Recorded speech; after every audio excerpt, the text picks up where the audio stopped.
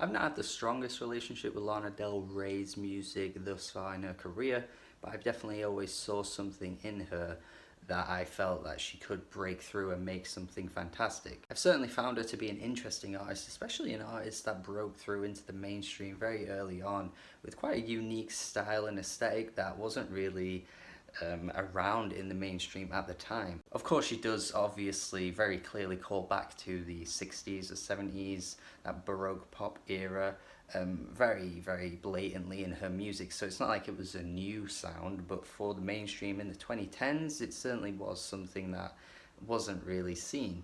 I have, however, always thought there were artists in the indie scene, in the underground, doing what Lana does way better than she's really ever done at this point, and I've kind of been confused as to why they haven't really had the success or the attention that Lana really has ever had. And it's a bit of a shame because clearly there's an audience for it, but we've not really seen breakthroughs from anyone else really other than Lana. And her latest album, Norman fucking Rockwell, is set to be her most celebrated album to date. The rave response to this one so far has been pretty crazy. And I can totally see why. I would say that this might be the best I've heard from her thus far, especially those singles, which at this point came out about a year ago actually. Venice Bitch was a September 2018 release, so it's kind of surprising to see that almost a year later we have got the album. Marina's apartment complex as well came out in September 2018, which I honestly view as the best track on the album. I think this is a fantastic song. Wow. Same with Venice Bitch 2, a major highlight on the album. Like, Jesus Christ, we're nearing 10 minutes in runtime, and I just am in awe of how she kept the song so interesting right up until the end. It's this really hazy, psychedelic rock odyssey that reminds me of something like Kurt Weill would do on some of his albums. He's a guy to just keep songs going and going and going, and they end up being some of his best songs as well. And just that psychedelic haze that's covering the song really reminds me of some of his work. I just love the way she keeps repeating the refrain throughout the song as well. It's just a nice touch, and her vocals on this track are so lovely to listen to. She can really kill it with her vocal performances when she's at the top of her game. Marina's apartment complex as well, I should bring up since I did say it's the best track here, is a much more country inspired track for Lana. Like, to see this side of her surface is really interesting to me. She really has got the voice for this type of instrumental, and I think the chorus on this track is really fantastic as well. Those little whispery spoken word parts of the song add a really nice touch and do make it feel like it is a Lana Del Rey song, because she's done this type of thing in the past, but it's usually over like a dream pop type instrumental, not this country type track. These two tracks come very early on in the album, and with that great piano ballad that opens up the album too, and the opening lines being "You fucked me so good, I almost said I love you," it's just setting this album up to be a phenomenal album. Doin Time is also early on in the album as well, which I think is a major highlight here because again, the instrumental change up is impressive. I think she works really well over this kind of more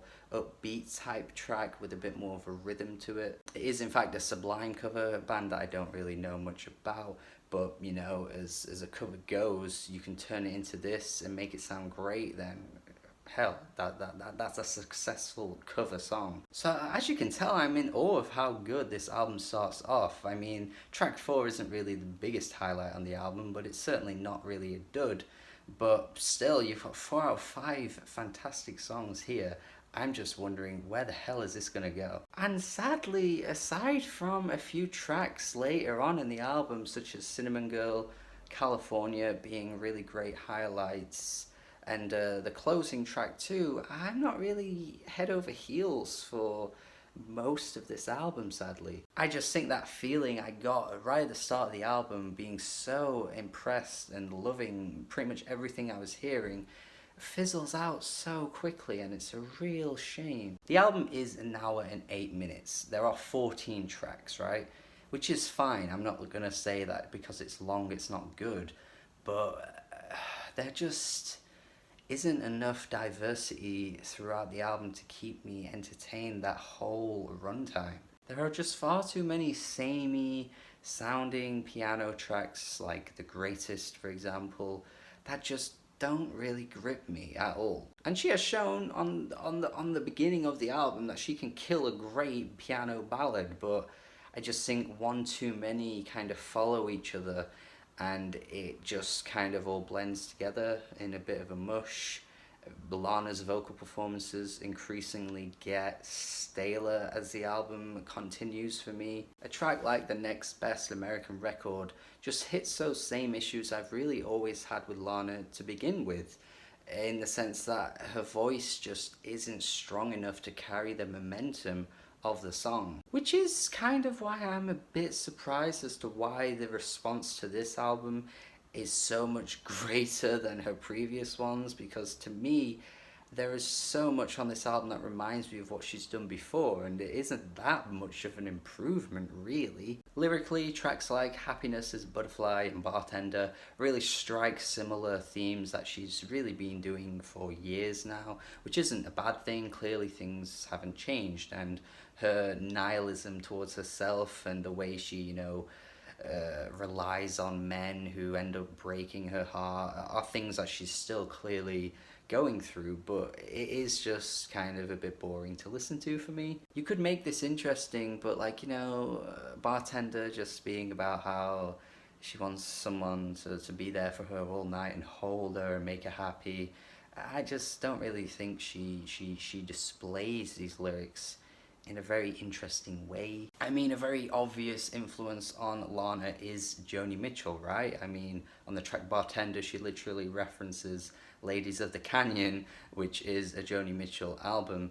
And something that Joni was always able to do was just strike such vivid imagery with the way she was feeling and the lyrics. But I'm just not getting that from Lana, really, especially with really tiresome vocal performances, which really do drag the way I feel about the album down quite a bit, because you could just perform these songs with so much more energy, so much more power. You were doing it on the first few songs. I just feel like it slumps way too quickly. And I'm sorry, but lines like Happiness is a Butterfly, I try to catch it every night, it escapes into the moonlight, it's just so weak to me. I just don't get anything out of that, to be honest. It's kind of corny. Now, the closing track, however, is the Lana Del Rey that I think needed to break through on the majority of this album, because lyrically here, this is the best she's at. I think performance-wise as well, the vocals here, the progression of the piano is just so fantastic. It is a stellar track all round in terms of everyone who's involved in this track. I finally get to empathize with Lana here because of how she displays this idea of hope is dangerous for someone like me, because every time I do build up some kind of hope, it always ends up disappointing me and things don't end up being the way they are because of who I am. It doesn't really instill any positive thoughts in your mind hearing something like that, because it does make you kind of worry for a person to say something like that, but it just gives you the idea of what they're feeling, and I just think it's one of the strongest lyrical themes on the whole album, and it is probably one of the most simple too. The way she's just burying herself in this hopeless romanticism on a track like Love Song, it just isn't very fresh for Lana. It isn't new for her.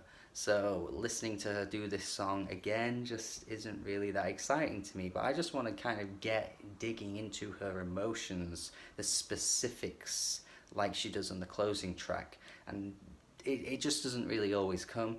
I guess it's just my specific taste, but with the fact that the songs do meander off into very standard piano ballads as the album goes along, it does really lose that interest for me, to be honest. But overall, for the album, I mean, I did take away so many positives here that I have ended up feeling mildly positive towards it as a whole. I mean, Cinnamon Girl, the way that chorus just sweeps in, it is just absolutely to die for. It's just so dreamy. And again, she's done this type of thing before, but I just think here she nails it. And that first leg of the album, as I've already mentioned, is just so ridiculously strong.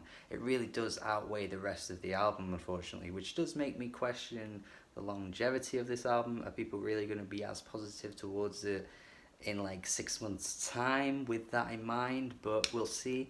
I think it is good overall, though. I'm going to go 6 out of 10. Thank you for watching this review. Let me know what you think. I know it's probably going to end up being a controversial one, but you know, I'm used to the negativity in the comment section at this point. I don't do it on purpose. I just speak how I feel, and I do think this is a pretty good album overall, so just bear that in mind. Thank you for watching my review. Have a good day. Subscribe if you haven't already. Tell me your thoughts on this. Hope you liked it more than I did.